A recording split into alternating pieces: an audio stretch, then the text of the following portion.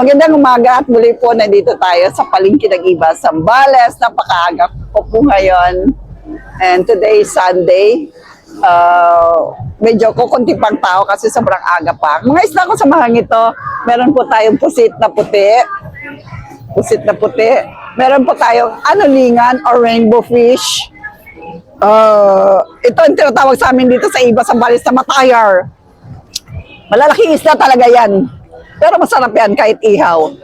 Dalagang bukid, lapo-lapo, talakitok, meron po tayong bikilya, meron po tayong mga alabahita.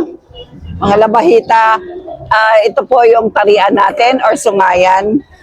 May rainbow fish, tarian, and cuttlefish. Cuttlefish or galanggutang. Okay. At sa lahat ng aking mga viewers right now, sa lahat po ng nanonood, sana supportahan niyo po ako by subscribing my YouTube channel.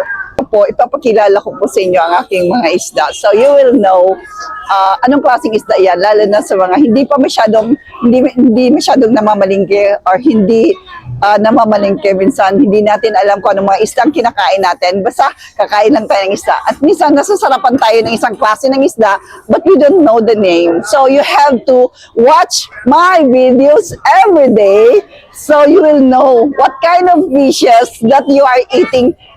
Dito kasi, hindi nyo lang makikita ang klase ng mga isda, pero malalaman nyo anong mga pangalan ng isda.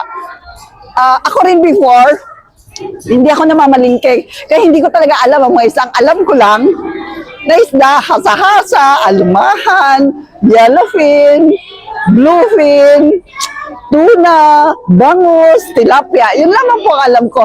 Pero ang mga isdang bato na kagaya dito, hindi ko po talaga yan kilala. Now, nung nag-start po ako nagtinda dito sa Iba, Zambales, way back 2016, sa umpisa hindi po talaga ako, even sa paglilinis ng isda, hindi po talaga ako masyadong marunong pa. Hindi ako masyadong marunong. Hindi ko rin kilala mga isda, kaya mga minsan namimili kami ng isda.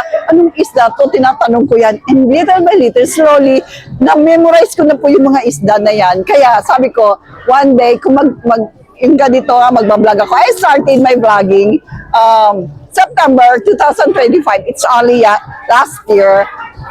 Yung alam ko na at kilalang-kilala ko na yung mga isda kasi baka mapahiya po ako. Pinapakilala ko isda, hindi ko pala siya kilala. At pinapakilala ko isda, hindi ko pala alam kung ano ang lasa. So ako muna ang, kumbaga, susubok sa lahat. Lahat ng klase ng isda ba to?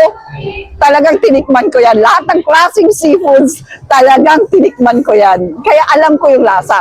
Kasi pag may mga customers po ako na bumibili sa akin, lalo na yung mga nasa Metro Manila, lalo na yung mga medyo hindi taga rito, hindi talaga nila kilala.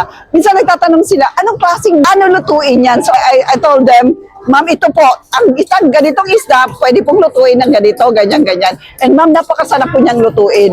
Ang mga isdang ba to, akala po ng utak natin before, ako ang ganyan din ako. Pag isang bato talagang balansa yan, parang hindi appealing sa akin ang mga isang bato. Pero nung nakita ko pala, ang isang bato ang mahal na mga isda. And first class na mga isda, you know why?